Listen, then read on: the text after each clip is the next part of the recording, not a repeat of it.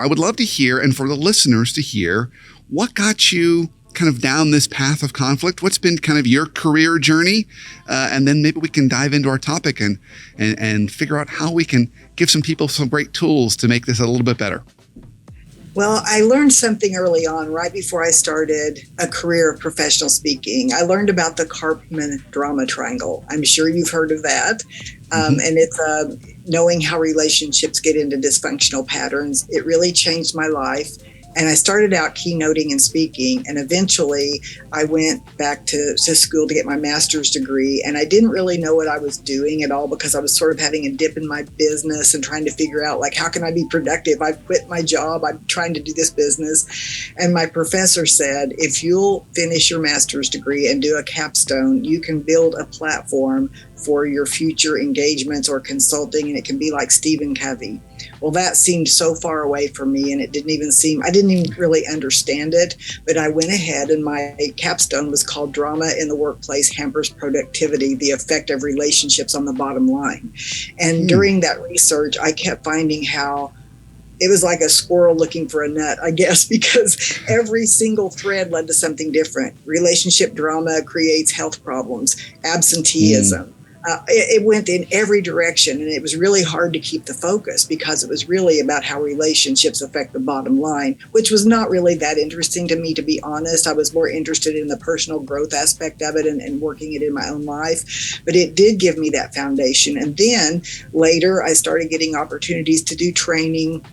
And then through that, some consulting. And then I started seeing a pattern. And I'm fast forwarding through many, many years with this. But I started seeing a pattern that every single big problem in an organization could be linked back to a conversation that should have happened but didn't. And so I started working on a program for a leadership academy on how to have difficult conversations. And I had a lot of concepts, but I didn't have a formula yet. And I don't necessarily believe in formulas, but I did build a blueprint, so to speak, for how to have conversations when you've been avoiding them, and how to have it from the beginning to the end, how to start it, how to stay with it, how not to get sidetracked.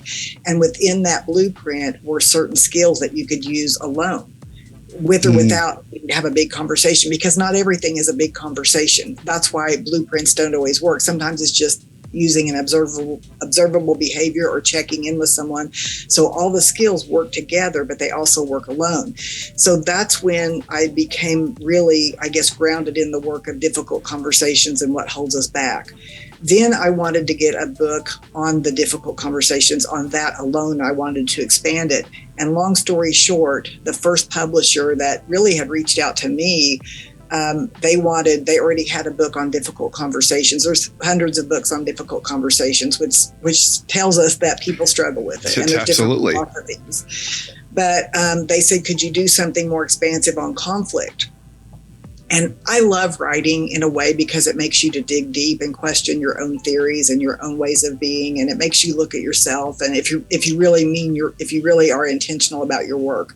Well, as it turned out, I didn't get the contract with that publishing group, even though I rewrote the proposal 3 times. We were just not aligned. And it was so interesting because I was fine with that, because this was right during the beginning of COVID. And I've learned so much about releasing resistance and not trying to force something. If it's not a fit, let's know it early. It doesn't matter. There's no conflict there if we both understand that it's always about the fit first. And that's really a part of my philosophy. And I see so many conversations avoided in sales and whatnot because we're afraid to hurt people's feelings. So there's an avoidance factor even within those kinds of opportunities. Well, that editor introduced me to another publisher, Barrett Kohler. And actually the title that had come to me before was From Conflict to Courage. And the previous publisher said, that's too touchy-feely. It doesn't sound businesslike enough. That's never going to work. We need it to sound a little bit more academic. And I thought, it's already sounding like not a great fit for me. And so when I got this other publisher and they said, let's test your audience and see what titles, I had already kind of bought into the idea from the other publisher that wasn't a great one. And my audience voted on From Conflict to Courage, how to stop avoiding and start leading. And I had already bought a domain with that when I first got the insight. So it's weird how things work if you just kind of release resistance and allow whatever's supposed to happen, happen, and stay out of your own inner conflict about it. So that's how I got to here.